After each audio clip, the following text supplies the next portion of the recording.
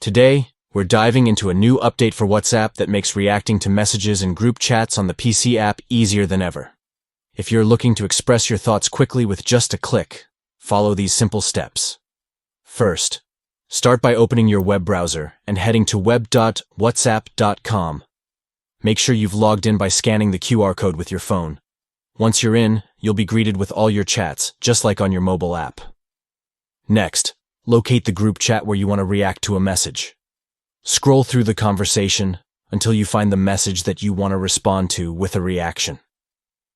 This could be anything from a funny meme to an important announcement. Once you've found the perfect message, it's time to react. Right-click on that specific message.